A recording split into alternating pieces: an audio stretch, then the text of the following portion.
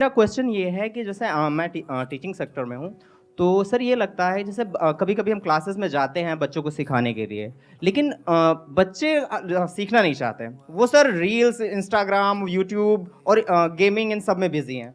Same चीज़ होती है जैसे हमारे साथ। जैसे अभी लेटेस्ट में आपका एक वीडियो अपलोड हुआ एआई से जनरेटेड। तो हम लोगों ने देखा उसको और उसके बाद थोड़ा-सा अंदर से आग टाइप की आई। फिर उसके बाद हमने पढ़ना शुरू किया चीज़ों को, एआई क्या होता है, कौन-कौन से इस समय टूल्स चल रहे हैं एआई के। लेकिन सर मैंने फिर से ये ऑब्ज़र्व किया और काफ़ी लोगों को मैंने शेयर भी किया कि वहाँ पे हमें ये तो समझ आया कि हमें एआई टूल्स के बारे में जानना चाहिए, उनको सीखना चाहिए। लेकिन फिर भी हम सीखते क्यों नहीं उनके बारे में? फिर हम गिव अप कर देते हैं, फिर वही रील्स और Instagram, YouTube reels, Facebook reels यही सारे में बिज़ी हो जाते हैं। तो कहीं न कहीं सर ये जानते हुए भी कि हमें अपना टाइम वेस्ट नहीं करना चाहिए, फिर भी हम अपना टाइम वेस्ट करते रहते हैं। अच्छा, एक बात बताइए, मेरा आपसे एक क्वेश्चन है। आपने एक क्वेश्चन पूछा, मैं आपसे एक क्वेश्चन पूछ सकता हूँ? Yes sir, yes sir. मेरा आपसे एक क्वेश्चन है कि इस दुनिया में क्या आपको पता है कि 99% जो लोग होते हैं वो इतने सक्सेसफुल नहीं हो पाते हैं अपनी लाइफ में, यस सर। और जो 1% या उससे भी कम, मान लो 0.1% या 0.01% ऑफ द वर्ल्ड्स पॉपुलेशन, वो कुछ कमाल का कर पाते हैं। Yes sir. तो ऐसा क्यों होता है? क्या डिफरेंस होता है उन लोगों में? सर वो फ़ोकस रखते हैं अपने काम पे और डिस्ट्रैक्शन से बचते हैं। आपको क्या लगता है कि जो लोग ऐसे हैं जो कुछ कमाल का कर रहे हैं दुनिया में, फॉर एग्जांपल इलॉन मस्क हैं, उनकी लाइफ में अगर वो डिस्ट्रैक्ट होना चाहें तो क्या डिस्ट्रैक्शंस की कमी है? बिल्कुल, बहुत सारे डिस्ट्रैक्शन। जितनी आपके पास में है डिस्ट्रैक्शंस, जिसको भी आप डिस्ट्रैक्शंस बोलते हो, जी। उससे ज्यादा ऑप्शंस है उनके पास में या कम है? ज़्यादा। तो वो जो चाहे वो कर सकते हैं। यानी जो आपकी वाइल्डेस्ट फैंटेसीज हैं, उससे कहीं जो ज़्यादा। आप घर में बैठ करके रात को इमेजिन करते हो, वो चाहे तो एक्चुअल में वो सब पूरी कर सकते हैं। आप समझ रहे हो मेरी बात? Yes sir, yes sir. तो डिस्ट्रैक्शंस उनके पास आपसे बहुत ज्यादा है। फोकस कहां से आ रहा है उनके पास में? उनके पास में तो वो सब कुछ है जो उनको चाहिए, उससे बहुत ज्यादा है। तो ये फोकस कहां से आ रहा है? एक मिनट, ये इंपॉर्टेंट क्वेश्चंस हैं। बोलो मत, सुनो आराम से, ठंडे दिमाग से। यही हमारी प्रॉब्लम है, बहुत जल्दी बोलते हैं, इसीलिए डीपली कभी समझ नहीं पाते, इसीलिए हमारी लाइफ में एक्चुअल में कोई चेंज नहीं आता है। बट ऊपर ऊपर लेवल से सुन लेते हैं, हाँ हाँ सर बहुत बढ़िया बोल रहे हो, बहुत बढ़िया बोल रहे हो, बहुत अच्छा लग रहा है सर, तालियां बजाई। उसके बाद में घर गए, वही किया जो कर रहे थे, कोई फर्क नहीं आया। सर मुझे लगता है कि वो एक बार जो गोल उन्होंने डिसाइड कर लिया, उसी से रिलेटेड चीज़ों को पढ़ते हैं, उस गोल से रिलेटेड लोगों से मिलते हैं, उनके साथ में उठते बैठते हैं, तो वैसी ही बातें होती हैं। ऐसा तो नहीं है। अगर आप इलोन मस्क की लाइफ को ध्यान से स्टडी करोगे तो देखो उन्होंने अपनी लाइफ में क्या क्या किया। So there is no one particular goal in his life. There are multiple goals. उनकी एक कंपनी है जो कुछ और ही कर रही है, दूसरी है जो कुछ और ही कर रही है, तीसरी है जो कुछ और कर रही है। तो ऐसा भी नहीं है कि उनका कोई एक ही गोल है जिसके ऊपर वो फोकस्ड है, जैसा हमको लगता है। जैसे सर आपने पूछा कि उनका क्या गोल होता है जो अपना काम के प्रति हमेशा एक्टिव रहते हैं और वो डिस्ट्रैक्ट नहीं होते। तो उनको एक मतलब माइंड में ये रहता है कि दुनिया को कुछ प्रॉब्लम सॉल्व करके देना है, दुनिया को कुछ टेक्नोलॉजी देना है, दुनिया को कुछ ऐसा कुछ दे के जाना है कि आने वाला जनरेशन को ऑटोमेटिक वो करते जाते हैं। एक बात को मेरी ध्यान से समझना, एक है जो कहानी आपको सुनाई जाती है और एक है जो कहानी एक्चुअल में होती है। दोनों में जमीन आसमान का फर्क होता है। एक स्टोरी है जो ये लोग आपको सुनाते हैं या जो आप तक पहुंचती है, और वो कैसे पहुंचती है? एक मार्केटिंग की, पीआर की पूरी दुनिया है जिसके थ्रू एक कहानी आपको बताई जाती है। और एक्चुअल में जो कहानी होती है वो सिर्फ उस इंसान को पता होती है कि एक्चुअल में कहानी क्या है। मेरी ये बात आई एम नॉट श्योर आप में से कितनों को समझ आ रही है, कितनों को नहीं आ रही है। एक है आपके माइंड में जो इमेज बनी हुई है एक पर्टिकुलर एंटरप्रेन्योर की, जो हो सकता है पीआर की और मार्केटिंग की पूरी मशीनरी है, उन्होंने एक स्टोरी क्रिएट करी है और उस स्टोरी के अकॉर्डिंग, उस नैरेटिव के अकॉर्डिंग कुछ एक्शंस ले रहे हैं जिससे कि उनकी इमेज पॉजिटिव बिल्ड हो आपके माइंड में, जिससे कि आप उन पे ट्रस्ट करो और आपको लगे कि वो बहुत अच्छे इंसान है। क्योंकि अगर आप उन पे ट्रस्ट नहीं करोगे तो वो कोई भी काम नहीं कर सकते हैं। अगर वो कोई भी काम में सक्सेसफुल होना चाहते हैं तो उनको आपका ट्रस्ट चाहिए।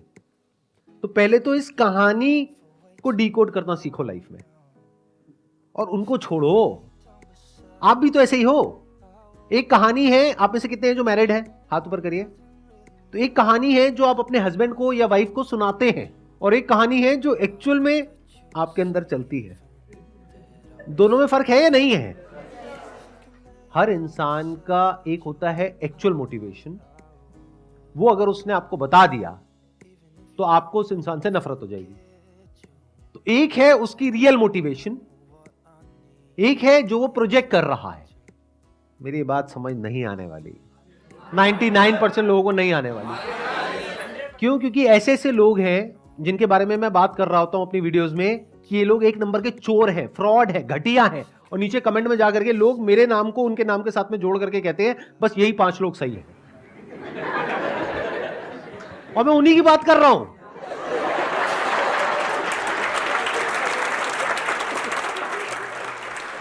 चलो आपको बड़े सिंपल तरीके से बोलता हूं, अगर अभी भी नहीं समझ पाए तो भगवान ही आपका मालिक है। मैं उन लोगों के नाम नहीं ले सकता क्योंकि बहुत बड़ी कंट्रोवर्सी हो जाएगी, बट द पॉइंट इज ऐसे लोग जो आपके माइंड में आते हैं 5-10 लोग जो आप कहते हो अरे ये बहुत बढ़िया है, ये बहुत बढ़िया है, ये बहुत बढ़िया है, ये बहुत बढ़िया है, there is a strong possibility उसमें से 99% बहुत ही घटिया लोग हैं अंदर से। अगर उनके एक्शंस को देखोगे, उनके वर्ड्स को नहीं देखोगे तो आपको समझ आना चाहिए एक इंसान किस तरीके से एक्ट कर रहा है, यानी उसके एक्शंस को डिकोड करना पड़ेगा, और जो वो बोल रहा है उसमें देखना पड़ेगा कि क्या कॉन्ट्रडिक्शन है। तब आपको समझ आएगा कि कौन असली है कौन नकली है। आपके लेवल पे जो 4-5 लोग हैं जो समाज पे कंट्रीब्यूशन कर रहे हैं, तो उनकी कंट्रीब्यूशन को देख के ही पता चल जाता है ना कि क्या वो लोगों के समझ के लिए भला कर रहा है कि क्या कर रहा है। नहीं पता लगता है क्यों? मैं बता देता हूं। 3 तरह के लोग हैं, आराम से फिट कर लेना इन 3 कैटेगरीज में लोगों को। एक वो है जो अंदर से भी करप्ट है, बाहर से भी करप्ट है, पता है ये आदमी तो चोर है। दूसरे हैं जिनके जो काम है वो बहुत ही घटिया है, लेकिन बाहर से इमेज ऐसी है कि वो बहुत अच्छे इंसान है, यानी उनकी बातें बहुत अच्छी हैं, बहुत पॉलिश्ड है, बहुत साफ सुथरी है, बहुत लॉजिकल है। आप सुनोगे आप मंत्र मुग्ध हो जाओगे सुन करके। आपके हाथ ये जो 2 अलग अलग हैं वो आ करके ऐसे जुड़ जाएंगे और आप ऐसे सर झुका लोगे, तो वाह क्या बात है। यानी उनकी बातें बहुत कमाल है, आप उनकी बातों में ऐसा खो जाओगे कि और कुछ आपको समझ ही नहीं आएगा, आपका मन करेगा बस बैठ करके उनकी बातें सुनते रहो। आपके दिल में ऐसी रिस्पेक्ट होगी उस इंसान के लिए जिसकी कोई हद नहीं है। उस इंसान के लिए आप लड़ने मरने कटने को तैयार हो जाओगे। अगर मैंने उसका नाम ले दिया तो आप बौखला जाओगे, ये क्या बोल रहे हो सर, ये किसके बारे में आपने क्या बोल दिया। ये दूसरी कैटेगरी के इंसान में फर्क समझ आ रहा है। बाहर से बहुत ही इंटेलेक्चुअल, लॉजिकल, प्रैक्टिकल, लेकिन जब उनके एक्शंस देखोगे तो वहां पे आपको सिर्फ ग्रीड नजर आएगी, सेल्फिशनेस नजर आएगी। ये दूसरी कैटेगरी हो गई। तीसरी कैटेगरी वो लोग कैसे होते हैं कि अंदर से करप्ट हैं, ग्रीडी हैं, सेल्फिश हैं, यानी उनको एक्चुअल में नहीं पड़ी है आपकी कि आप जियो मरो कुछ भी करो। बाहर से अपनी एक ऐसी इमेज बना दी कि मैं बहुत अच्छा इंसान हूं, फिर उस इमेज को इनकैश किया, और अगर आज उनके पास में 10 करोड़ है तो अगले 3 साल में उनके पास में 100 करोड़ आ गया, 1000 करोड़ आ गया, और उस 1000 करोड़ में से 10 करोड़ या 20 करोड़ वापस से रोटेट कर दिया आप ही लोगों में और अपनी इमेज को और स्ट्रांग कर दिया। कुछ बहुत बड़े लेवल पे गड़बड़ कर रहे हैं, लेकिन कुछ छोटे लेवल पे अच्छा काम कर रहे हैं, उस अच्छे काम को हाईलाइट कर रहे हैं, जो गड़बड़ है उसको छुपा रहे हैं, और दुनिया की नजर में बहुत अच्छे इंसान हैं। दुनिया उनके लिए लड़ने को, मरने को, कटने को तैयार है। चौथी एक कैटेगरी है जहां पर रेयरेस्ट ऑफ रेयर कुछ लोग होते हैं। वो कैसे होते हैं? जो अंदर से भी कुछ बदलाव लेकर के आना चाहते हैं और बाहर से भी कोशिश कर रहे होते हैं, और वहां पर कोई कॉन्फ्लिक्ट नहीं होता है, यानी उनके अंदर की दुनिया और बाहर की दुनिया में कोई फर्क नहीं होता है। जैसे वो अंदर से है वैसे ही बाहर से है, यानी कि कोई प्रोपेगेंडा नहीं है, कोई पीआर नहीं है, कोई मार्केटिंग नहीं है, जो है सो है। बट ऐसे लोग रेयरेस्ट ऑफ रेयर होते हैं। अब ऐसे लोग कैसे बनते हैं? क्या ये आपका क्वेश्चन है? इस कैटेगरी में आपको आना है या बाकी की जो 3 कैटेगरीज है उसमें आना है? क्योंकि जो बाकी की 3 कैटेगरीज हैं उन लोगों के पास भी पैसा कम नहीं है, पावर कम नहीं है। अगर उस तरह से आप फोकस होने की बात कर रहे हो तो आपको क्या चाहिए? आपको ग्रीड चाहिए, आपके अंदर लालच होना चाहिए। बाहर से आप जो मर्जी दिखाते रहो, अंदर से डिजायर फॉर मोर होना चाहिए, हंगर फॉर मोर होना चाहिए। जिसके अंदर है वो आगे बढ़ता रहेगा, कितना ही आगे बढ़ जाओ कोई लिमिट ही नहीं है। जिसके अंदर नहीं है वो नहीं बढ़ेगा। इन सिंपल वर्ड्स, उसके लिए बर्निंग डिजायर चाहिए अंदर से वो करने का। तो रास्ते में जो भी आएगा आप उसको मिटा दोगे, हटा दोगे, और आगे बढ़ते चले जाओगे अपने गोल की तरफ। तो क्या इस तरह के गोल सेटिंग की आप बात कर रहे हो? इस तरह की ग्रोथ की आप बात कर रहे हो जो आपके लिए तो अच्छी हो, बाकी सबके लिए चाहे बुरी हो उससे फर्क नहीं पड़ता है। जब आप ग्रोथ की बात करते हो तो आप ऐसे ही लोगों को देख करके चमकते हो और ऐसे ही बनना चाहते हो, चाहे आप एक्सेप्ट करो या ना करो। तो आपको इससे फर्क नहीं पड़ता है कि वो इंसान जो आपका आइडल है वो करप्ट है अंदर से या एक्चुअल में अच्छा इंसान है।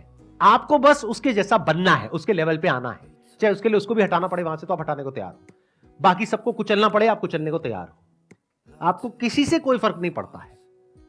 आप लोगों को नौटंकी ही समझ आती है, नौटंकी ही आपके लिए सच है।